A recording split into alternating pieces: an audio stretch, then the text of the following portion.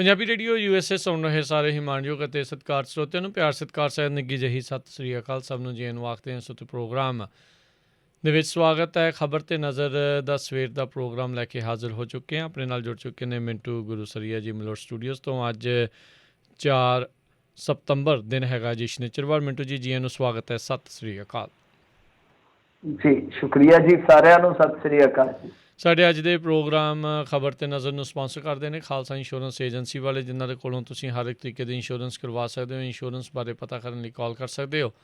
Number 408-272-2500 4082722500।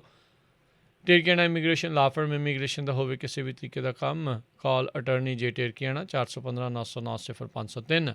Krishna ਧਨੋਤਾ university, Baljinder Singh ਨੱਜਰ Woodland, Paramjit Kaur ਰੰਗੀ ਵੈਕਾਵਿਲ, ਜਰਨੈਲ ਸਿੰਘ ਜੌਹਲ ਲਿਨਵੁੱਡ, ਗੁਰਪਾਲ ਸੋਹਲ ਕਲੋਵਿਸ ਜੀ ਐਨ tyre and lube ਵਾਲੇ, ਜਿਨ੍ਹਾਂ ਦੇ ਕੋਲੋਂ ਤੁਸੀਂ truck wash, oil change, air brake ਦਾ ਕੰਮ ਕਰਵਾ ਸਕਦੇ ਹੋ। ਨਵੇਂ ਪੁਰਾਣੇ ਟਾਇਰ ਵਾਜਿਬ ਕੀਮਤਾਂ 'ਤੇ ਖਰੀਦ ਸਕਦੇ ਹੋ। ਸੈਂਟਾਨੈਲਾ ਮੰਡੇਰਾ ਦੇ ਵਿੱਚ ਲੋਕੇਸ਼ਨ ਨੇ, ਕਾਲ ਕਰ ਸਕਦੇ ਹੋ। ਨਿਮਾ ਸੋਹਤਾ 209-277-0113। West Coast truck driving school Fresno ਵਾਲੇ, ਜਿਹੜੇ ਕਿ ਤੁਹਾਨੂੰ ਟਰੱਕ ਦਾ ਲਾਇਸੈਂਸ ਲੈਣ ਦੇ ਵਿੱਚ ਮਦਦ ਕਰਦੇ ਹਨ। ਕਾਲ ਜੀ 559-374-4541। ਅਤੇ ਜੇ ਚਾਹੁੰਦੇ ਹੋ ਤੁਸੀਂ ਵਧੀਆ ਅਤੇ ਜ਼ਿਆਦਾ ਡਿਸਕਾਊਂਟ ਵਾਲਾ ਫਿਊਲ ਕਾਰਡ, ਤਾਂ ਕਾਲ ਕਰੋ ਟਰੱਕਿੰਗ ਮਲਟੀ ਸਰਵਿਸਿਜ਼ 408-272-2600 4082722600। ਇਹਨਾਂ ਸਾਰਿਆਂ ਦਾ ਧੰਨਵਾਦ। ਜੇਕਰ ਤੁਸੀਂ ਜਾਂ ਕੋਈ ਹੋਰ ਕਾਰੋਬਾਰ ਇਸ ਪ੍ਰੋਗਰਾਮ ਨੂੰ ਸਪਾਂਸਰ ਕਰਨਾ ਚਾਹੁੰਦੇ ਹੋ, ਸੰਪਰਕ 408-722-7698 ਦੇ ਉੱਤੇ। ਮਿੰਟੂ ਜੀ, ਕਰੀਏ ਗੱਲਬਾਤ ਦਾ ਸਿਲਸਿਲਾ ਸ਼ੁਰੂ। ਅੱਜ ਦੀਆਂ ਅਹਿਮ ਖਬਰਾਂ ਕੀ ਰਹੀਆਂ? ਜੀ ਅੱਜ ਦੀ ਜੇ ਆਪਾਂ ਕਹੀਏ ਤਾਂ ਵੱਡੀ ਖਬਰ ਇਹ ਆ ਰਹੀ ਸੀਗੀ ਕਿ ਕੁਛ ਮੀਡੀਆ ਆਊਟਲੈਟ ਦਾਅਵਾ ਕਰ ਰਹੇ ਆ ਕਿ ਪ੍ਰਧਾਨ ਮੰਤਰੀ ਨਰਿੰਦਰ ਮੋਦੀ ਜੀ ਇਸ ਮਹੀਨੇ ਦੇ ਆਖਰ ਦੇ ਵਿੱਚ US ਦਾ ਵਿਜ਼ਿਟ ਕਰ ਸਕਦੇ ਆ।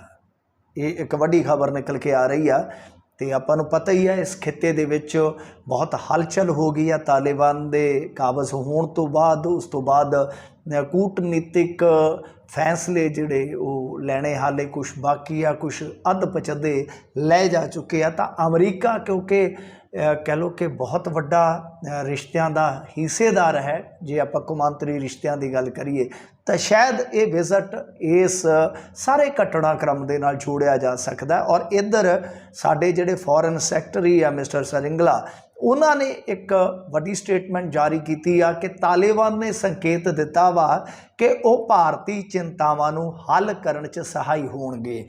ਦੂਜੀ ਗੱਲ ਜੇ ਆਪਾਂ ਵੇਖੀਏ ਅਕਾਲੀ ਰਾਜਨੀਤੀ ਦੇ ਵਿੱਚ ਉਹ ਸਿਕੰਦਰ ਸਿੰਘ ਮਲੂਕਾ ਕਾਫੀ ਚਰਚਿਤ ਹੋਏ ਸੀ, ਕਿਉਂਕਿ ਉਹਨਾਂ ਨੇ ਬਾਗੀ ਸੁਰ ਬੁਲੰਦ ਕੀਤੇ ਸੀ, ਮੌੜ ਤੋਂ ਲੜਨਾ ਚਾਹੁੰਦੇ ਸਨ, ਫਿਰ ਆਪਣੇ ਬੇਟੇ ਨੂੰ ਰਾਮਪੁਰਾ ਫੂਲ ਤੋਂ ਲੜਾਉਣਾ ਚਾਹੁੰਦੇ ਸੀਗੇ। ਇਸੇ ਕਸ਼ਮਕਸ਼ ਦੇ ਵਿੱਚ ਜਗਮੀਤ ਸਿੰਘ ਬਰਾੜ ਨੂੰ ਮੌੜ ਤੋਂ ਉਤਾਰ ਦਿੱਤਾ ਜਾਂਦਾ ਹੈ। ਫਿਰ ਕਾਫੀ ਕੁਛ ਜਿਹੜਾ ਆ ਮਲੂਕਾ ਸਾਹਿਬ ਕਹਿੰਦੇ ਆ, ਅਤੇ ਅੰਤ ਦੇ ਵਿੱਚ ਅੱਜ ਪ੍ਰਧਾਨ ਜੀ, ਕਿਉਂਕਿ ਉਹਨਾਂ ਨੇ 100 ਦਿਨ ਦੀ ਯਾਤਰਾ 6 ਦਿਨ ਵਾਸਤੇ ਟਾਲੀ ਹੋਈ ਆ, ਉਹ ਕਹਿੰਦੇ ਕਿ ਮੈਂ ਵਿਹਲਾ ਸੀ ਅਤੇ ਮੈਂ ਸੋਚਿਆ ਸਿਕੰਦਰ ਸਿੰਘ ਮਲੂਕਾ ਕੋਲ ਜਾ ਕੇ ਰੋਟੀ ਖਾ ਲਾ। ਅਤੇ ਉਹ ਜਦੋਂ ਖਾਣਾ ਵਾਣਾ ਖਾ ਕੇ ਬਾਹਰ ਆਏ ਆ ਅਤੇ ਉਹਨਾਂ ਨੇ ਸਿਕੰਦਰ ਸਿੰਘ ਮਲੂਕਾ ਨੂੰ ਰਾਜੀ ਕਰ ਲਿਆ। ਅਤੇ ਸਿਕੰਦਰ ਸਿੰਘ ਮਲੂਕਾ ਨੇ ਵੀ ਆਖਿਆ ਕਿ ਜਿੱਥੇ ਡਿਊਟੀ ਲੱਗੂਗੀ ਆਪਾਂ ਉਹਨਾਂ ਡਿਊਟੀਆਂ ਦੇ ਤਾਬੇਦਾਰ ਹਾਂ। ਇੱਕ ਹੋਰ ਵੱਡੀ ਗੱਲ ਵਾਪਰੀ ਆ, ਜਿਹੜੀ ਕਿ ਅੱਜ ਬਾਅਦ ਦੁਪਹਿਰ ਮਤਲਬ ਕਿ ਲੌਡੇ ਵੇਲੇ ਤੋਂ ਬਾਅਦ ਪਤਾ ਲੱਗੀ ਆ ਕਿ ਵਿਜੀਲੈਂਸ ਦੇ ਇੱਕ ਹੈੱਡ ਨੂੰ, ਜਿਹੜਾ ਕਿ ਟੈਕਨੀਕਲ ਮਾਮਲੇ ਦਾ ਹੈੱਡ ਆ, ਉਹਦੇ 'ਤੇ ਦੇਰ ਰਾਤ ਹਮਲਾ ਹੋਇਆ ਚੱਪੜਚਿੜੀ ਵਾਲੀ ਸਾਈਡ ਦੇ ਨੇੜੇ। ਦੱਸਦੇ ਇਹ ਆ ਕਿ ਹਮਲਾਵਰਾਂ ਨੇ ਕਾਰ ਰੋਕੀ ਆ ਉਹਦੀ, ਰਾਹ ਪੁੱਛਣ ਦੇ ਮਾਰਿਆਂ ਕਿ ਹਾਂ ਭਾਈ ਇੱਧਰ ਨੂੰ ਜਾਣਾ ਅਸੀਂ। ਫਿਰ ਉਹਨਾਂ ਨੇ ਹਮਲਾ ਕਰ ਦਿੱਤਾ ਅਤੇ ਉਹਨਾਂ ਨੇ ਆਖਿਆ ਕਿ CCTV ਲੀਕ ਕਰਨ ਦਾ ਸਵਾਦ ਲੈ ਲਾ। ਤਾਂ ਜੋੜਿਆ ਜਾ ਰਿਹਾ ਕਿ ਜੋ CCTV ਵਿਜੀਲੈਂਸ ਦੀ ਹਿਰਾਸਤ 'ਚੋਂ ਸੁਮੇਧ ਸੈਣੀ ਦੀ ਨਿਕਲੀ, ਹੋ ਸਕਦਾ ਇਸ ਹਮਲੇ ਦੇ ਤਾਰ ਉੱਧਰ ਜੁੜੇ ਹੋਣ। ਸੋ ਇਹ ਇੱਕ ਵੱਡੀ ਨਿਊਜ਼ ਆ, ਪਰ ਇਹਦੇ ਵਿੱਚ ਚਰਚਾਵਾਂ, ਸ਼ੰਕਾਵਾਂ ਸਭ ਕੁਝ ਮੌਜੂਦ ਆ ਜੀ। ਅਗਲੀ ਗੱਲ ਦੇ ਵੱਲ ਮਿੰਟੂ ਜੀ ਆਪਾਂ ਜੇ ਵੱਧਦੇ ਜਾਈਏ, ਫਰਜ਼ੀ ਮੁਕਾਬਲਿਆਂ ਦੇ ਕੇਸ 'ਤੇ ਲੱਗੀ ਰੋਕ ਇੱਕੋ ਝਟਕੇ 'ਚ ਖਤਮ। ਹਾਂਜੀ, ਇਹ ਮੇਰੇ ਖਿਆਲ ਦੇ ਨਾਲ ਉਹਨਾਂ ਪਰਿਵਾਰਾਂ ਵਾਸਤੇ ਇੱਕ ਬਹੁਤ ਵੱਡੀ ਖਬਰ ਹੈ। ਆਪਣੇ ਲਈ ਇੱਕ ਸਧਾਰਨ ਖਬਰ ਹੋ ਸਕਦੀ ਹੈ, ਜਿਨ੍ਹਾਂ ਪਰਿਵਾਰਾਂ ਦੇ ਜੀ ਚੁੱਕ ਕੇ ਉਦੋਂ ਖਪਾ ਦਿੱਤੇ ਗਏ, ਜਿਨ੍ਹਾਂ ਦੀਆਂ ਅੱਜ ਤੱਕ ਲਾਸ਼ਾਂ ਵੀ ਨਹੀਂ ਮਿਲੀਆਂ।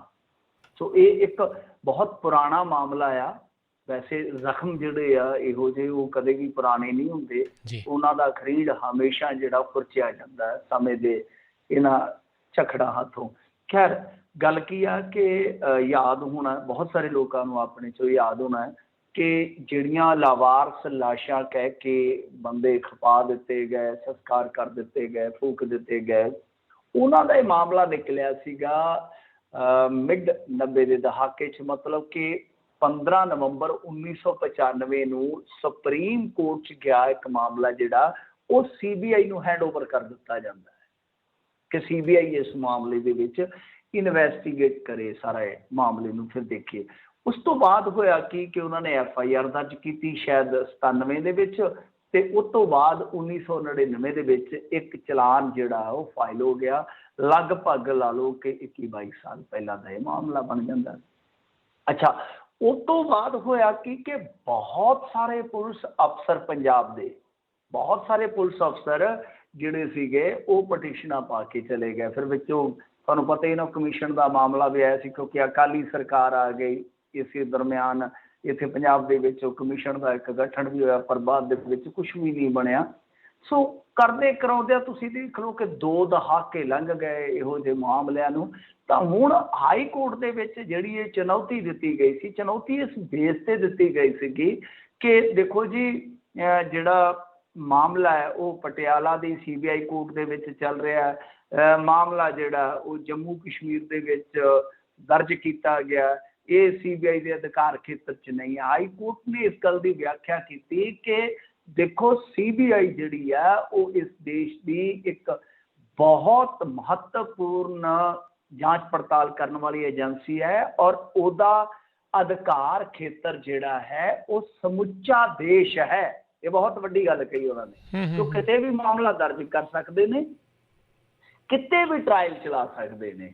ਤਾਂ ਇਹ ਪਟੀਸ਼ਨਾਂ ਬੜੀਆਂ ਨੇ। ਮੈਂ ਸਰਬਜੀਤ ਸਿੰਘ ਵੇਰਕਾ ਹੋਰਾਂ ਨੇ ਪਾਇਆ ਸੀ ਇੱਕ ਗਰੁੱਪ ਦੇ ਵਿੱਚ, ਸਾਰਾ ਵਿਸਤਾਰ ਪਾਇਆ ਸੀ। ਵੈਸੇ ਆਰਡਰ ਵੀ ਆ ਗਿਆ, ਮੈਂ ਤਫਸੀਲ ਦੇ ਵਿੱਚ ਪੜ੍ਹਨ ਵਾਸਤੇ ਤੁਹਾਨੂੰ ਆਰਡਰ ਵੀ ਅੱਗੋਂ ਫਾਰਵਰਡ ਕਰ ਦਿਆਂਗਾ। ਤੁਸੀਂ ਜੇ ਕਿਤੇ ਟਾਈਮ ਲਾਉਣਾ ਹੋਇਆ ਵਧੇਰੇ ਤਾਂ ਉਹਦੇ 'ਤੇ ਲਾ ਸਕਦੇ ਹੋ। ਤਾਂ ਕਹਿਣ ਦਾ ਮਤਲਬ ਇਹ ਆ ਕਿ ਜੋ ਅੱਜ ਦੇ ਅਖਬਾਰਾਂ ਦੇ ਵਿੱਚ ਸਾਰੀ ਤਫਸੀਲ ਛਪੀ ਹੈ ਇਸ ਮਸਲੇ ਦੀ, ਉਹਦੇ 'ਚ ਇਹੋ ਹੀ ਕਿਹਾ ਗਿਆ ਕਿ ਹਾਈ ਕੋਰਟ ਨੇ ਇਸ ਗੱਲ ਦੀ ਵਿਆਖਿਆ ਕਰ ਦਿੱਤੀ ਆ ਕਿ ਇਸ CBI ਵਾਸਤੇ, ਜਿਸ CBI ਨੂੰ ਕਿਸੇ ਸਮੇਂ ਤੋਤਾ ਵੀ ਕਿਹਾ ਗਿਆ ਸੀਗਾ, ਕਿ ਇਸ CBI ਦਾ ਅਧਿਕਾਰ ਖੇਤਰ ਹੈ ਜਿਹੜਾ ਉਹ ਸਮੁੱਚਾ ਦੇਸ਼ ਆ। ਤੁਸੀਂ ਇਸ ਬਿਨਾਂ ਤੇ ਚੈਲੰਜ ਨਹੀਂ ਕਰ ਸਕਦੇ ਕਿ FIR ਇੱਥੇ ਦਰਜ ਹੋਈ ਆ ਤੇ ਟਰਾਇਲ ਕੋਰਟ ਜਿਹੜਾ ਆ ਉਹ ਇੱਥੇ ਆ। ਸੋ ਆਹ ਗੱਲ ਆ, ਆਹ ਬਾਤ ਆ। ਤਾਂ ਇਹਦਾ ਮਤਲਬ ਇਹੋ ਆ ਕਿ ਬਹੁਤ ਵੱਡੀ ਤਾਦਾਦ ਹੈ ਪੰਜਾਬ ਪੁਲਿਸ ਦੇ ਉਹਨਾਂ ਅਧਿਕਾਰੀਆਂ ਦੀ ਜਿਨ੍ਹਾਂ ਦੀ ਹੁਣ ਵੇਲਣੇ 'ਚ ਮਾਂ ਆ ਜਾਏਗੀ। ਕਿਉਂਕਿ ਬਹੁਤ ਪਟੀਸ਼ਨਾਂ ਜਿਹੜੀਆਂ ਸੀਗੀਆਂ ਉਹ ਪਈਆਂ ਸੀਗੀਆਂ, ਰੁਕੀਆਂ ਸੀਗੀਆਂ, ਮਾਮਲਾ ਸਟੇ ਹੋਇਆ ਸੀਗਾ। ਪਰ ਜਿਵੇਂ ਹੀ ਹੁਣ ਇਹ ਸਟੇ ਟੁੱਟੇਗਾ ਤਿਵੇਂ ਹੀ ਮਾਮਲਾ ਅੱਗੇ ਵਧੇਗਾ। ਹਾਲਾਂਕਿ ਇਨਸਾਫ ਦੇਖੋ ਮਿਲਦਾ ਜਾਂ ਨਹੀਂ ਮਿਲਦਾ, ਪੂਰਨ ਤੌਰ 'ਤੇ ਤਾਂ ਨਿਆਂ ਤੁਹਾਨੂੰ ਪਤਾ ਹੀ ਹੈ ਕਿ ਸੰਭਵ ਨਹੀਂ ਜਾਪਦਾ ਇਹੋ ਜਿਹੇ ਮਾਮਲਿਆਂ 'ਚ। ਕਿਉਂਕਿ ਜੇ ਪੂਰਨ ਤੌਰ 'ਤੇ ਇਨਸਾਫ ਮਿਲਣਾ ਹੋਵੇ ਜਾਂ ਦੇਣਾ ਹੋਵੇ ਤਾਂ ਫਿਰ ਤੁਹਾਨੂੰ ਮੁੱਢ ਫੜਨਾ ਪੈਂਦਾ, ਮੁੱਢ ਕਦੀਮ ਤੋਂ ਗੱਲ ਤੋਰਨੀ ਪੈਂਦੀ ਆ। ਫਿਰ ਤਾਂ ਤੁਹਾਨੂੰ ਇੱਕ ਕਮਿਸ਼ਨ ਬਿਠਾ ਦੇਣਾ ਚਾਹੀਦਾ ਸੀ ਜੋ ਜਾਂਚ ਪੜਤਾਲ ਕਰਦਾ ਕਿ ਆਰਮ ਸਟਰਗਲ ਤੱਕ ਕਹਾਣੀ ਗਈ ਕਾਹਤੋਂ, ਕਿਉਂ ਨਿਰਾਸ਼ਾ ਫੈਲੀ, ਕਿਉਂ ਵਾਅਦਾ ਖਿਲਾਫੀਆਂ ਜਿਹੜੀਆਂ ਹੋਈਆਂ, ਕੀ ਹੋਰ ਵਜ੍ਹਾ ਰਹੀਆਂ, ਸਾਰਾ ਕੁਛ ਜਾਣਦੇ ਤੁਸੀਂ। ਫਿਰ ਉਹਦੇ ਵਿੱਚ ਜਿਹੜੇ ਬੰਦੇ ਉਸ ਵੇਲੇ ਜਜ਼ਬਾਤੀ ਤੌਰ 'ਤੇ ਕਿਸੇ ਵੇਗ ਦੇ ਵਿੱਚ ਵਹਿ ਕੇ ਤੁਰ ਗਏ, ਉਹਨਾਂ ਦੀ ਨਿਸ਼ਾਨਦੇਹੀ ਕੀਤੀ ਜਾਂਦੀ, ਉਹਨਾਂ ਦੇ ਕੇਸ ਵਾਪਸ ਲਏ ਜਾਂਦੇ। ਫੇਕ ਇਨਕਾਊਂਟਰ ਜਿਨ੍ਹਾਂ ਨੇ ਕੀਤੇ ਆ ਉਹਨਾਂ ਨੂੰ ਉਹ ਕਮਿਸ਼ਨ ਜਾਂ ਇਸ ਤਰ੍ਹਾਂ ਦਾ ਕੋਈ ਵੀ ਤੁਸੀਂ ਟ੍ਰਿਬਿਊਨਲ ਵਗੈਰਾ ਬਣਾ ਲੈਂਦੇ, ਉਹਨਾਂ ਦੇ ਵਿੱਚ ਦੋਸ਼ੀ ਠਹਿਰਾ ਦਿੰਦੇ। ਸੋ ਪੂਰਨ ਇਨਸਾਫ ਤਾਂ ਇਹੀ ਹੁੰਦਾ ਹੈ ਕਿਸੇ ਵੀ ਕੰਟਰੀ ਦੇ ਵਿੱਚ। ਜੇ ਪੂਰਨ ਇਨਸਾਫ ਆਪਾਂ ਦੇਣਾ ਹੋਵੇ ਜਾਂ ਲੈਣਾ ਹੋਵੇ ਤਾਂ ਇਹੋ ਹੀ ਇੱਕ ਪ੍ਰੋਸੀਜਰ ਬਚਦਾ ਹੈ ਕਿ ਤੁਸੀਂ ਹਾਂ ਭਾਈ ਆਪਣੀਆਂ ਗਲਤੀਆਂ ਮੰਨੋ ਔਰ ਜਿਹੜੇ ਗਲਤ ਨੇ ਉਹ ਚਾਹੇ ਪੋਲੀਟੀਸ਼ੀਅਨ ਨੇ ਤੇ ਚਾਹੇ ਅਫਸਰਸ਼ਾਹੀ ਦੇ ਲੋਕ ਆ ਉਹਨਾਂ ਨੂੰ ਤੁਸੀਂ ਸਜ਼ਾ ਦੇ ਕੇ ਇੱਕ ਮਿਸਾਲ ਕਾਇਮ ਕਰੋ। ਤੇ ਜਿਹੜੇ ਦੂਜੇ ਉਹਨਾਂ ਨੂੰ ਰਾਜਨੀਤਿਕ ਕੈਦੀ ਦਾ ਸਟੇਟਸ ਦੇ ਕੇ ਉਹਨਾਂ ਨੂੰ ਆਮ ਜ਼ਿੰਦਗੀ 'ਚ ਜਿਉਣ ਦਾ ਮੌਕਾ ਦੇ ਦਿਓ, ਚਾਹੇ ਕੋਈ ਵੀ ਆ। ਤੇ ਕਿਸੇ ਨੇ ਕਿਸੇ ਨੂੰ ਵੀ ਮਾਰਿਆ, ਚਾਹੇ ਹਿੰਦੂ ਹੈ ਚਾਹੇ ਸਿੱਖ ਆ, ਉਹਨੂੰ ਸਜ਼ਾ ਦਾ ਹਿੱਸੇਦਾਰ ਬਣਾਓ। ਪਰ ਇਸੇ ਕਰਕੇ ਮੈਂ ਕਹਿ ਰਿਹਾ ਕਿ ਪੂਰਨ ਨਿਆਂ ਦੀ ਉਮੀਦ ਤਾਂ ਨਹੀਂ ਹੈ, ਪਰ ਜਿਨ੍ਹਾਂ ਨੇ ਜ਼ੁਲਮ ਕੀਤਾ ਦੇਖੋ ਉਹ ਹੁਣ ਉਸ ਸਟੇਜ ਤੇ ਪਹੁੰਚ ਗਏ, ਉਮਰ ਦੀ ਉਸ ਸਟੇਜ ਤੇ ਜਿੱਥੇ ਹੱਥ ਪੈਰ ਕੰਬਣੇ ਸਟਾਰਟ ਹੋ ਜਾਂਦੇ ਆ ਬੰਦੇ ਦੇ ਸਰੀਰਕ ਤੌਰ ਤੇ, ਤਾਂ ਉਹ ਕਾਂਬਾ ਹੋਰ ਵਧੇਰੇ ਛਿੜੇਗਾ। ਕਿਉਂਕਿ ਬੁਢੇਪੇ 'ਚ ਜੇਲਾਂ ਕੱਟਣੀਆਂ, ਕੋਰਟ ਕਚਹਿਰੀਆਂ 'ਚ ਧੱਕੇ ਖਾਣੇ ਸੌਖੇ ਨਹੀਂ ਹੁੰਦੇ। ਉਦੋਂ ਤਾਂ ਇਹ ਅੰਨੇ ਹੋਏ, ਵਹਿਸ਼ੀ ਹੋਏ, ਸਾਰੇ ਕਰੀ ਗਏ ਇਸ ਉਮਰ ਦੇ ਵਿੱਚ, ਤੇ ਘਰੋਂ ਵੀ ਲਾਹਣਤਾਂ ਪੈਂਦੀਆਂ ਕਿ ਲਾਹਣਤ ਜੋ ਤੁਹਾਨੂੰ ਕਿਹਨੇ ਕਿਹਾ ਸੀ ਇਹੋ ਜਿਹੇ ਕੰਮ ਕਰਨ ਵਾਸਤੇ। ਜੀ ਜੀ ਜੀ। ਅਜਿਹੇ ਜਿਹੜੇ ਆ ਦੋਸ਼ਾਂ ਵਾਲੇ ਬਾਹਰਲੇ ਮੁਲਕਾਂ 'ਚ ਵੀ ਬੜੇ ਆ ਕੇ ਬੈਠੇ ਹੋਏ ਨੇ। ਸੋ ਇੱਕ ਵਾਰੀ ਜੇ ਦਰਵਾਜ਼ਾ ਖੁੱਲ੍ਹਦਾ ਤਾਂ ਲੋਕਾਂ ਨੂੰ ਦੇਖਣਾ ਪੈਣਾ ਆ ਵੀ ਇਹਨਾਂ ਦਾ ਵੀ ਕੀ ਹੋ ਸਕਦਾ ਆ। ਇੱਕ ਪਾਸੇ ਨਵਜੋਤ ਸਿੱਧੂ, ਦੂਜੇ ਪਾਸੇ ਈਡੀ ਦਾ ਜਾਲ, ਖਰਾਬ ਹੋ ਸਕਦਾ ਹੈ ਅਮਰਿੰਦਰ ਦਾ ਹਾਲ। ਬਿਲਕੁਲ, ਬੜੀ ਤੁਕਬੰਦੀ ਕਰ ਦਿੱਤੀ ਆ ਤੁਸੀਂ। ਤੇ ਖੈਰ ਦੇਖੋ ਗੱਲ ਕੀ ਆ ਕਿ ਇਸ ਵੇਲੇ ਜੋ ਅਮਰਿੰਦਰ ਸਿੰਘ ਦੇ ਹਾਲਾਤ ਨੇ ਕਾਨੂੰਨੀ ਤੌਰ ਤੇ, ਇਸੇ ਕਰਕੇ ਤਾਂ ਅਮਰਿੰਦਰ ਸਿੰਘ ਹੋਰਾਂ ਤੇ ਨਾ ਇੱਕ ਡਾਊਟ ਜਾਂਦਾ, ਹਮੇਸ਼ਾ ਡਾਊਟ ਜਾਂਦਾ ਹੈ ਕਿ ਇਹਨਾਂ ਦੇ ਜਿਹੜੇ ਸੈਂਟਰਲ ਏਜੰਸੀਆਂ ਕੋਲ ਕੇਸ ਨੇ, ਉਹਨਾਂ ਨੇ ਸਾਡਾ ਅਮਰਿੰਦਰ ਸਿੰਘ ਵੈਸਾ ਨਹੀਂ ਰਹਿਣ ਦਿੱਤਾ ਜੈਸਾ ਹੋਇਆ ਕਰਦਾ ਸੀਗਾ। ਆਪਾਂ ਕਹਿੰਦੇ ਆ ਨਾ ਕਿ ਹੁਣ ਤੂੰ ਉਹ ਨਾ ਰਿਹਾ, ਗਾਣਾ ਵੀ ਸੀ ਸਰਜੀਤ ਬਿੰਦ ਰਖੀਏ ਦਾ, ਤੂੰ ਹੋਰ ਕੁਝ ਹੋ ਗਈ, ਹੋਰ ਕੁਝ ਹੋ ਗਈ। ਤੋ ਗੱਲ ਇਹ ਆ ਕਿ ਅਮਰਿੰਦਰ ਸਿੰਘ ਬਾਰੇ ਵੀ ਇੱਕ ਧਾਰਨਾ ਬਣ ਗਈ ਲੋਕਾਂ 'ਚ ਕਿ ਅਮਰਿੰਦਰ ਸਿੰਘ ਬੜਾ ਜ਼ਰੂਰਤਮੰਦ CM ਸੀਗਾ ਪਹਿਲੇ ਟਰਮ ਦੇ ਵਿੱਚ, ਪਰੰਤੂ ਬਾਅਦ ਦੇ ਵਿੱਚ ਪਰਿਸਥਿਤੀਆਂ ਉਲਟ ਹੋ ਗਈਆਂ। ਖੈਰ ਮਾਮਲਾ ਤੁਹਾਨੂੰ ਪਤਾ ਹੀ ਹੈ ਦੋ ਤਰ੍ਹਾਂ ਦਾ ਹੈ, ਇੱਕ ਤੇ ਹੈਗਾ ਕਥਿਤ ਟੈਕਸ ਚੋਰੀ ਦਾ, ਤੇ ਦੂਸਰਾ ਹੈ ਕਿ ਈਡੀ ਨੇ ਵਿੱਚ ਫਾਨਾ ਫਸਾ ਦਿੱਤਾ। ਮਤਲਬ ਕਿ ਇਹਨੂੰ ਨਖੇੜ ਕੇ ਵੇਖਣ ਦੀ ਜ਼ਰੂਰਤ ਹੈ। ਕਈ ਵਾਰ ਨਾ ਰਲ ਗੱਡ ਹੋ ਜਾਂਦੀ ਹੈ ਚੀਜ਼ ਕਿ ਬੇਸਿਕਲੀ ਮਾਮਲਾ ਜਿਹੜਾ ਹੈ ਨਾ ਰਣਇੰਦਰ ਸਿੰਘ ਜੀ ਜਾਂ ਉਹਨਾਂ ਦੀ ਫੈਮਿਲੀ ਹੈ ਜਿਹੜੀ, ਉਹ ਇਹਨਾਂ ਦੇ ਖਿਲਾਫ ਪਾਇਆ ਗਿਆ ਸੀਗਾ ਇਨਕਮ ਟੈਕਸ ਵੱਲੋਂ ਕਿ ਇਹਨਾਂ ਨੇ ਮਤਲਬ ਕਿ ਟੈਕਸ ਚੋਰੀ ਕੀਤੀ ਆ। ਪਰ ਉਹ ਜਿਹੜਾ ਲੈਣ ਦੇਣ ਹੋਇਆ ਉਹ ਹੋਇਆ ਫੋਰਨ ਦੇ ਵਿੱਚ। ਆਪਾਂ ਅੱਗੇ ਵੀ ਕਈ ਵਾਰ ਇਸ ਚੀਜ਼ ਨੂੰ ਖੋਲ੍ਹਿਆ ਵਾ ਕਿ ਦੇਖੋ ਜੇ ਤਾਂ ਅੰਦਰੂਨੀ ਲੈਣ ਦੇਣ ਆ ਟੈਕਸ ਚੋਰੀ ਦਾ ਮਾਮਲਾ ਕਥਿਤ ਤੌਰ ਤੇ, ਤਾਂ ਫਿਰ ਮਾਮਲਾ ਬਣਦਾ ਹੈ IT ਦਾ, ਇਨਕਮ ਟੈਕਸ ਡਿਪਾਰਟਮੈਂਟ ਦਾ। ਪਰੰਤੂ ਜੇ ਮੰਨ ਲਓ ਜਿੱਦਾਂ ਇਹਦੇ ਵਿੱਚ ਹੁੰਦਾ ਕਿ ਸ਼ੈਲ ਕੰਪਨੀਆਂ ਬਣ ਗਈਆਂ ਜਾਂ ਕੋਈ ਜਾਣਕਾਰੀ ਲੁਕਾਈ ਜਾਂਦੀ ਆ, 2 ਨੰਬਰ 'ਚ ਕੋਈ ਲੈਣ ਦੇਣ ਕੀਤਾ ਜਾਂਦਾ ਕੌਮਾਂਤਰੀ ਪੱਧਰ ਤੇ, ਮਤਲਬ ਕਿ ਦੇਸ਼ ਤੋਂ ਬਾਹਰ, ਤਦ ਕੀ ਹੈ ਕਿ ਈਡੀ ਆਪਣੇ ਆਪ ਇਨਵੋਲਵ ਹੋ ਜਾਂਦੀ ਹੈ ਇੰਟਰਨੈਸ਼ਨਲ ਲੈਣ ਦੇਣ ਦੇ ਮਾਮਲੇ 'ਚ। ਸੋ ਇਹਦੇ 'ਚ ਕੀ ਹੋਇਆ ਸੀਗਾ ਕਿ ਈਡੀ ਨੇ ਫਾਈਲਾਂ ਵੇਖਣ ਦੀ ਕਹਿ ਲਓ ਕਿ ਕੋਸ਼ਿਸ਼ ਸ਼ੁਰੂ ਕਰ ਦਿੱਤੀ। ਪਿਛਲੇ ਸਾਲ ਇਹ ਕਹਾਣੀ ਸ਼ੁਰੂ ਹੋਈ ਤਾਂ ਇਹਨਾਂ ਨੇ ਚੈਲੰਜ ਕੀਤਾ ਸੀਗਾ ਕਿ ਜੋ ਈਡੀ ਕਰ ਰਹੀ ਹੈ ਇਹ ਗਲਤ ਹੈ, ਕਿਉਂਕਿ ਇਹਨਾਂ ਨੇ ਆਧਾਰ ਬਣਾਇਆ ਸੀਗਾ ਕਿ ਭਾਈ ਦੇਖੋ ਗੱਲ ਇਹ ਆ ਕਿ ਜਦੋਂ ਟਰਾਇਲ ਕੋਰਟ ਦੇ ਵਿੱਚ ਮਾਮਲਾ ਬਿਨਾਂ ਨੋਟਿਸ ਦਿੱਤਿਆਂ ਈਡੀ ਕਿਵੇਂ ਇਨਵੋਲਵ ਹੋ ਸਕਦੀ ਹੈ ਵਗੈਰਾ ਵਗੈਰਾ। ਮਤਲਬ ਕਿ ਜਿਵੇਂ ਤੁਹਾਨੂੰ ਪਤਾ ਹੀ ਹੈ ਲੀਗਲ ਟੀਮਾਂ ਦੇ ਆਧਾਰ ਹੁੰਦੇ ਆ, ਇਹਨਾਂ ਦੀਆਂ ਲੀਗਲ ਟੀਮਾਂ ਵੀ ਬਹੁਤ ਸਟਰੋਂਗ ਹੁੰਦੀਆਂ ਨੇ। ਤਾਂ ਉਹਨਾਂ ਨੇ ਕਿਹਾ ਸੀਗਾ ਕਿ ਇਹਨਾਂ ਦੇ ਕੋਲ ਕੋਈ ਵੀ ਜਾਂਚ ਦਾ ਅਧਿਕਾਰ ਨਹੀਂ ਹੈ ਕਿ ਜੋ ਟਰਾਇਲ ਕੋਰਟ ਦੇ ਸਾਹਮਣੇ ਮਾਮਲਾ ਪੈਂਡਿੰਗ ਆ ਉਹ ਵਿਸ਼ਾ ਜਿਹੜਾ ਉਹ ਉਹਦੇ ਕੋਲੋਂ ਲੈ ਕੇ ਤੇ ਆਪਣੇ ਹੱਥਾਂ 'ਚ ਲੈ ਲਵੇ।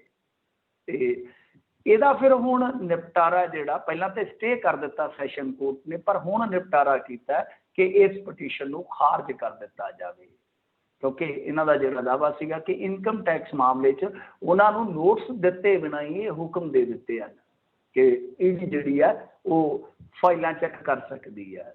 ਤੇ ਇਹ ਕਹਿੰਦੇ ਆ ਕਿ ਇਸ ਤਰ੍ਹਾਂ ਦਾ ਹੁਕਮ ਦੇਣਾ ਜਿਹੜਾ ਉਹ ਕੁਦਰਤੀ ਜਸਟਿਸ ਦੇ ਸਿਧਾਂਤਾਂ ਦੇ ਖਿਲਾਫ ਹੈ। ਪਰ ਇਸ ਪਟੀਸ਼ਨ ਨੂੰ ਖਾਰਜ ਕਰ ਦਿੱਤਾ ਗਿਆ।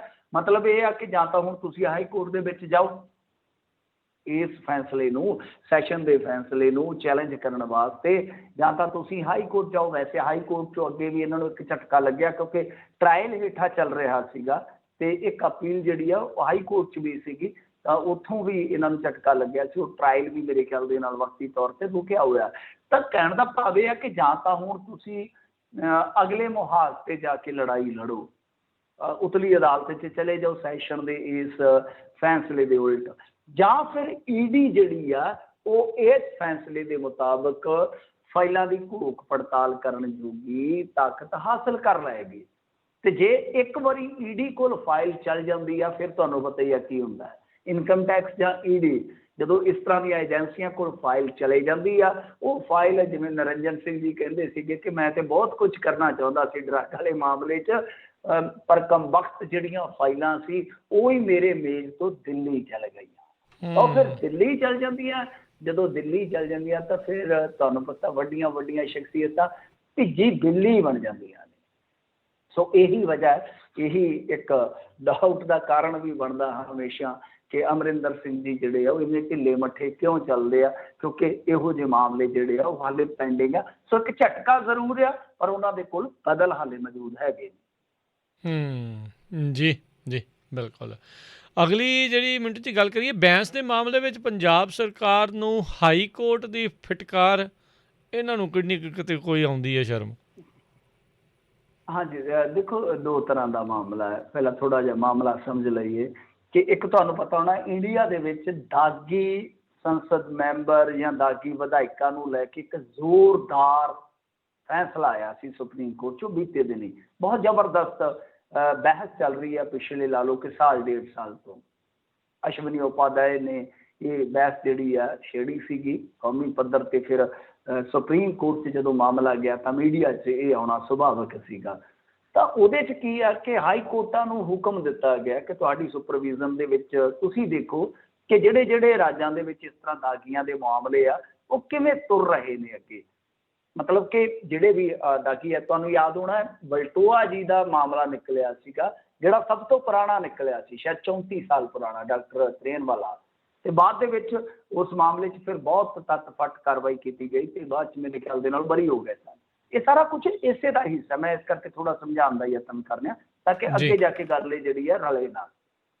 ਸੋ ਹੋਇਆ ਕੀ ਆ ਕਿ ਹੁਣ ਜਦੋਂ ਇੱਥੇ ਪੰਜਾਬ ਦੇ ਦਾਗੀਆਂ ਦਾ ਮਾਮਲਾ ਆ, ਉਹ ਪੁਰਾਣਾ ਮਾਮਲਾ ਨਿਬੜ ਗਿਆ, ਵਿਰਸਾ ਸਿੰਘ ਵਲਟੋਆ ਜਿਹੜੇ ਆ ਉਹ ਬਰੀ ਕਰ ਦਿੱਤੇ ਗਏ ਕੋਰਟ ਵੱਲੋਂ। ਤਾਂ ਹੁਣ ਹੋਇਆ ਕਿ ਜਿਹੜੇ ਦੂਸਰੇ ਪੈਂਡਿੰਗ ਮਾਮਲੇ ਆ ਉਹ ਦੇਖੇ ਗਏ ਤਾਂ ਸਿਮਰਨਜੀਤ ਸਿੰਘ ਬੈਂਸ ਦੇ 17 ਮਾਮਲੇ ਪੈਂਡਿੰਗ ਨੇ ਇਸ ਟਾਈਮ, 17। ਸੋ ਇਸ ਕਰਕੇ ਹਾਈ ਕੋਰਟ ਨੇ ਜਦੋਂ ਵੇਖਿਆ ਕਿ ਹਾਂ ਭਾਈ ਇਹਨਾਂ ਦਾ ਸਟੇਟਸ ਕੀ ਆ, ਕਿ ਜਾਂਚ ਪੜਤਾਲ ਕਿੱਦਾਂ ਚੱਲ ਰਹੀ ਆ, ਤਾਂ ਉਹਨਾਂ ਨੇ ਜਾਂਚ ਪੜਤਾਲ ਵੇਖ ਕੇ ਉਹਨਾਂ ਆਖਿਆ ਤੁਹਾਡਾ ਭਲਾ ਹੋ ਜੇ ਕੀ ਆ। ਫਿਰ ਉਹਨਾਂ ਨੇ ਹੁਣ ਹੁਕਮ ਦਿੱਤੇ ਆ ਫਟਕਾਰਾਂ ਸਮੇਤ, ਉਹ ਤੇ ਤੁਸੀਂ ਲਾਈ ਲਓ ਕਿ ਉਹ ਤੇ ਮਿਲੀ ਜਾਣੀ ਹੈ। ਫਟਕਾਰਾਂ ਸਮੇਤ ਇਹਨਾਂ ਨੂੰ ਕਿਹਾ ਗਿਆ ਕਿ ਅਗਰ ਜਾਂਚ ਪੜਤਾਲ ਕਰਨ ਵਾਲੇ ਜਿਹੜੇ ਅਫਸਰ ਹੈ, ਜਿਵੇਂ ਆਈਓ ਆਪਾਂ ਕਹਿੰਦੇ ਆ ਉਹਨਾਂ ਨੂੰ ਅਕਸਰ, ਕਿ ਜੇ ਉਹ ਠੀਕ ਢੰਗ ਨਾਲ ਪੜਤਾਲ ਨਹੀਂ ਕਰ ਰਹੇ ਤਾਂ ਉਹਨਾਂ ਨੂੰ ਬਦਲ ਦਿਓ। ਪਰ ਇਸ ਹਾਲਤ ਦੇ ਵਿੱਚ ਇਹ ਜਾਂਚ ਪੜਤਾਲਾਂ ਇਸੇ ਤਰ੍ਹਾਂ ਤੁਰੀਆਂ ਜਾਣ, ਐਸਾ ਨਹੀਂ ਹੋਏਗਾ, ਕਿਉਂਕਿ ਸੁਪਰੀਮ ਕੋਰਟ ਦਾ ਹੁਕਮ ਹੈ ਕਿ ਜਲਦੀ ਜਲਦੀ ਇਹ ਮਾਮਲੇ ਜਿਹੜੇ ਆ ਨਿਬੜਨੇ ਚਾਹੀਦੇ ਆ। ਸੋ ਇਸ ਕਰਕੇ ਇੱਕ ਤੇ ਹੋ ਗਿਆ ਇਸ ਕਹਾਣੀ ਦਾ ਪਾਰਟ ਏ। ਦੂਸਰਾ, ਜਿਵੇਂ ਤੁਹਾਨੂੰ ਪਤਾ ਹੀ ਆ ਕਿ ਇੱਕ ਬੀਬੀ ਨੇ ਸ਼ਿਕਾਇਤ ਦਿੱਤੀ ਸੀਗੀ ਸ਼ੋਸ਼ਣ ਦੀ ਜਾਂ ਕਹਿ ਲਓ ਕਿ ਰੇਪ ਦੀ, ਤਾਂ ਉਹਦੇ ਤੇ ਕਾਰਵਾਈ ਨਾ ਹੁੰਦੀ ਵੇਖ ਕੇ ਵੀ ਪੰਜਾਬ ਸਰਕਾਰ ਨੂੰ ਫਟਕਾਰ ਪਈ ਸੀਗੀ। ਤਾਂ ਉਹ ਮਾਮਲਾ ਵੀ ਇਹਨਾਂ ਮਾਮਲਿਆਂ ਦੇ ਵਿੱਚ ਸ਼ਾਮਲ ਗਿਣਿਆ ਜਾ ਸਕਦਾ। ਸੋ ਕੁੱਲ ਮਿਲਾ ਕੇ ਪੰਜਾਬ ਸਰਕਾਰ ਨੂੰ ਉਸ ਮਾਮਲੇ 'ਚ ਵੀ, ਰੇਪ ਵਾਲੇ ਮਾਮਲੇ 'ਚ ਵੀ ਬੜੀ ਫਟਕਾਰ ਪਈ ਸੀ। ਉਹ ਮੈਨੂੰ ਲੱਗਦਾ ਹਾਲੇ ਵੀ ਪਵੇਗੀ ਆਉਣ ਵਾਲੇ ਸਮੇਂ ਦੇ ਵਿੱਚ। ਸੋ ਇਸ ਕਰਕੇ ਸਿਮਰਨਜੀਤ ਸਿੰਘ ਬੈਂਸ ਦਾ ਮਾਮਲਾ ਖਾਸ ਬਣ ਗਿਆ ਕਿਉਂਕਿ ਇਹਨਾਂ ਦੇ ਮਾਮਲੇ ਬਹੁਤ ਆ। ਔਰ ਵੇਖੋ ਕੇਸਾਂ ਦੀ ਗੱਲ ਆਪਾਂ ਪਿਛਲੀ ਖਬਰ 'ਚ ਕੀਤੀ ਹੈ, ਕੇਸ ਕਈ ਵਾਰ ਨਾ ਤੁਹਾਡਾ ਤੁਰੇ ਜਾਂਦਿਆਂ ਦਾ ਕਹਿ ਲਓ ਕਿ ਚਾਲ ਢਾਲ ਦਾ ਨਾ ਰੰਗ ਬਦਲ ਦਿੰਦੇ ਆ। ਇਹ ਉਹੀ ਮਹਾਰਥੀ ਨੇ ਜਿਨ੍ਹਾਂ ਨੇ ਬਹੁਤ ਮੋਰਚੇ ਖੋਲ੍ਹੇ ਅਕਾਲੀ ਸਰਕਾਰ ਦੇ ਵਿੱਚ ਵੀ, ਕਾਂਗਰਸ ਸਰਕਾਰ 'ਚ ਵੀ, ਪਰੰਤੂ ਜਿਵੇਂ ਕੇਸਾਂ ਦੀ ਫਾਈਲ ਮੋਟੀ ਹੁੰਦੀ ਗਈ, ਫਿਰ ਲੁਧਿਆਣੇ ਦੇ ਵਿੱਚ ਜੋ ਘੁਟਾਲੇ ਹੋਏ ਉਹਨਾਂ ਤੇ ਵੀ ਚੁੱਪੀ ਹੁੰਦੀ ਨਜ਼ਰ ਆਈ। ਜਿਵੇਂ ਬਲਵਿੰਦਰ ਸਿੰਘ ਸੇਖੋ ਜਿਹੜੇ ਬਰਖਾਸਤ ਕੀਤੇ ਗਏ ਨੇ ਬੀਤੇ ਦਿਨੀ DSP, ਉਹ ਮਾਮਲਾ ਵੀ ਜੇ ਤੁਸੀਂ ਦੇਖੋਗੇ ਤਾਂ ਲੁਧਿਆਣੇ ਦੇ ਇੱਕ ਮੰਤਰੀ ਨਾਲ ਜੁੜਿਆ ਗ੍ਰੈਂਡ ਮੈਨਰ ਹੋਮ ਮਾਮਲਾ, ਸਭ ਨੂੰ ਪਤਾ, ਬੜੀ ਵਾਰੀ ਆਪਾਂ ਕਵਰ ਵੀ ਕੀਤਾ ਉਹਦੇ ਤੇ। ਫਿਰ ਲੁਧਿਆਣੇ 'ਚ ਇੱਕ B ਘੁਟਾਲਾ ਹੋ ਗਿਆ ਉਹਦੇ ਤੇ। ਮਤਲਬ ਕਿ ਸਾਰੀਆਂ ਚੀਜ਼ਾਂ ਜਿਹੜੀਆਂ ਨੇ ਨਾ ਹੁਣ ਉਨੀ ਸ਼ਿੱਦਤਾ ਦੇ ਨਾਲ ਚੁੱਕੀਆਂ ਨਹੀਂ ਦਿਖਾਈ ਜਾਂਦੀਆਂ, ਕਿਉਂਕਿ ਉੱਥੇ ਕੇਵਲ ਦਾ ਕਹਿੰਦੇ ਸੀਗੇ ਮਾਫੀਆ ਰਹਿੰਦਾ, ਉਹ ਮਾਫੀਆ ਖਤਮ ਹੋ ਗਿਆ ਕਿ ਨਹੀਂ, ਕਦੇ ਉਹਦੀ ਵੀ ਵਿਆਖਿਆ ਨਹੀਂ ਹੋਈ। ਸੋ ਇਹ ਕੇਸ ਜਿਹੜੇ ਆ ਨਾ ਉਹ ਤੁਹਾਡੀ ਰਾਜਸੀ ਚਾਲ ਢਾਲ ਕਈ ਵਾਰ ਬਦਲ ਦਿੰਦੇ ਆ।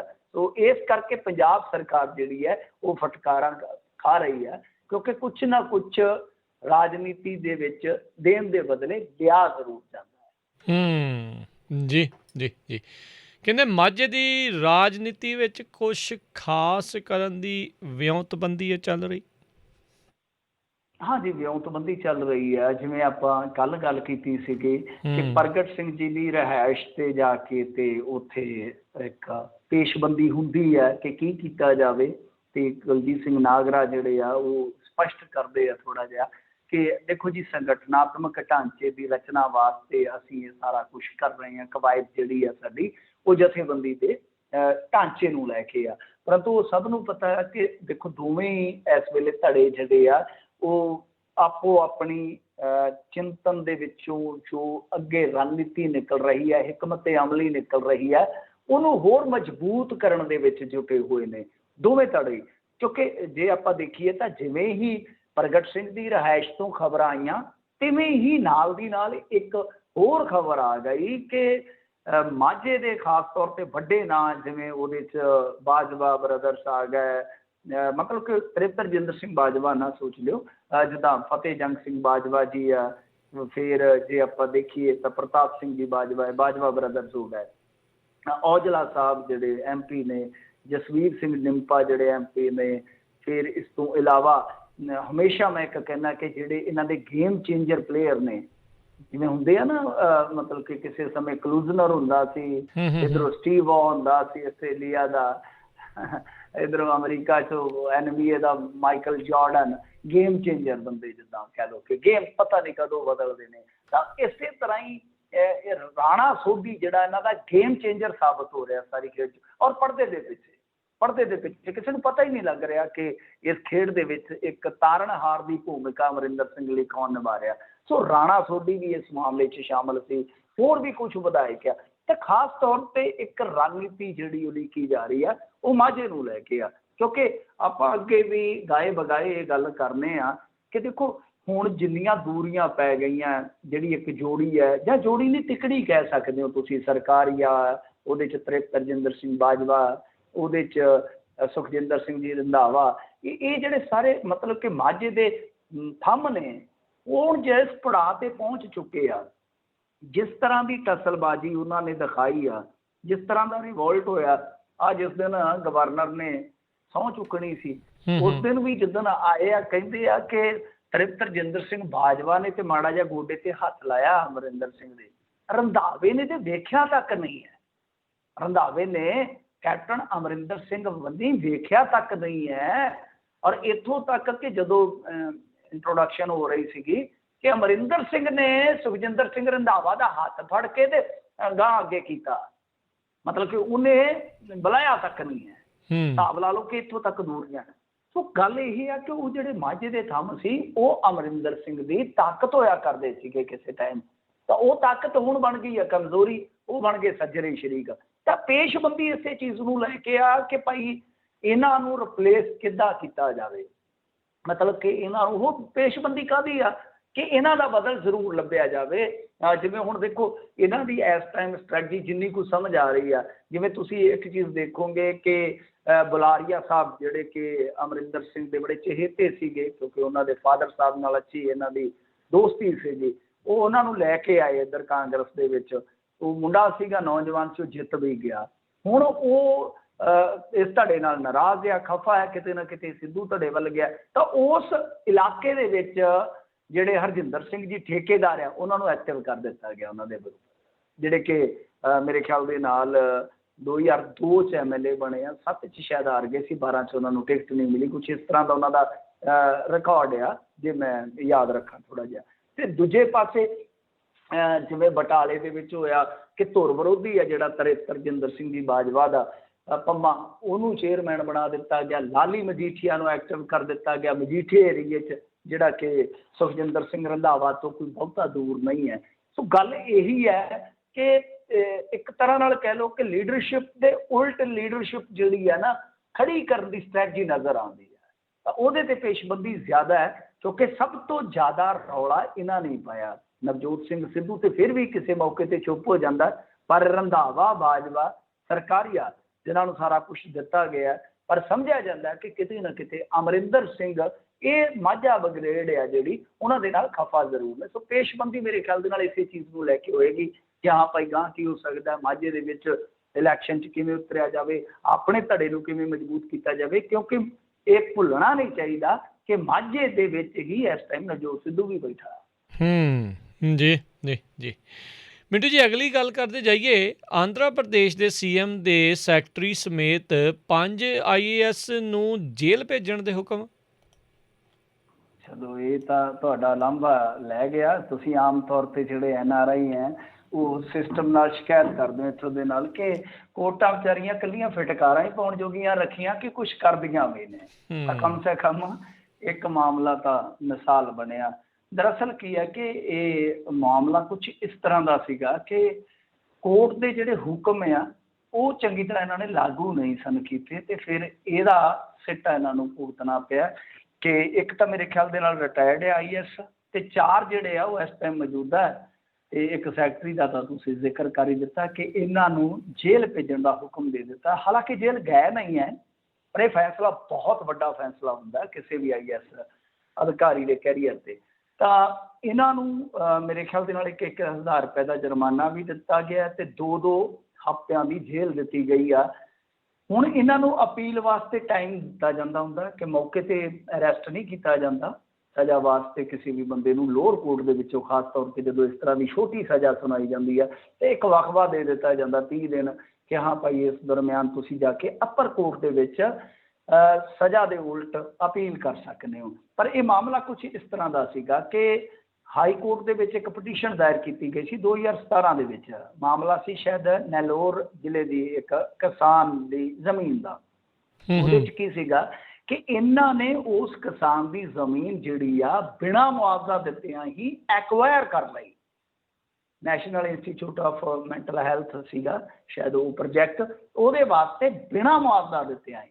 ਤੇ ਫਿਰ ਹਾਈ ਕੋਰਟ ਨੇ ਹੁਕਮ ਦਿੱਤਾ ਸੀਗਾ ਕਿ ਭਾਈ ਇਸ ਬੰਦੇ ਨੂੰ 3 ਮਹੀਨਿਆਂ ਦੇ ਅੰਦਰ ਅੰਦਰ ਮੁਆਵਜ਼ਾ ਦਿਓ, ਪਰ ਬਾਵਜੂਦ ਇਸ ਤੇ ਇਹਨਾਂ ਨੇ ਉਸ ਫੈਸਲੇ ਨੂੰ ਲਾਗੂ ਨਹੀਂ ਕੀਤਾ। ਤੇ ਸਿੱਟਾ ਫਿਰ ਤੁਸੀਂ ਦੇਖ ਲਓ, ਸਿੱਟਾ ਤੁਹਾਡੇ ਸਾਹਮਣੇ ਆ। ਸੋ ਇਸ ਤਰ੍ਹਾਂ ਵੀ ਕਈ ਵਾਰ ਹੋ ਜਾਂਦਾ ਹੈ ਕਿ ਜਿਹੜੇ ਫੈਸਲੇ ਸੁਣਾਉਣ ਵਾਲੇ ਲੋਕ ਆ ਉਹਨਾਂ ਤੇ ਵੀ ਫੈਸਲਾ ਕੋਈ ਨਾ ਕੋਈ ਲਾਗੂ ਹੋ ਜਾਂਦਾ। ਬਹੁਤ ਵੱਡੀ ਗੱਲ ਆ, ਕਿਉਂਕਿ ਦੇਖੋ ਹੁਣ ਪਟੀਸ਼ਨ ਪਾਉਣਗੇ, ਉੱਤੇ ਜਾਣਗੇ, ਸਜ਼ਾ ਨੂੰ ਸਟੇ ਕਰਵਾਉਣਗੇ, ਸੈਸ਼ਨ ਕੋਰਟ ਦੇ ਵਿੱਚ ਸੁਣਵਾਈ ਹੋਊਗੀ, ਤਦ ਤੱਕ ਕੈਰੀਅਰ ਦੇ ਜਿਹੜੀ ਫਾਈਲ ਆ ਉਹਦੇ ਉੱਤੇ ਇਹ ਨੋਟ ਲਿਖਿਆ ਜਾਣਾ ਕਿ ਇਹ ਬੰਦਿਆਂ ਨੂੰ ਸੁਣਾਈ ਗਈ ਸਜ਼ਾ ਜਿਹੜੀ ਹੈ ਉਹ ਹਾਲੇ ਬਰਕਰਾਰ ਹੈ।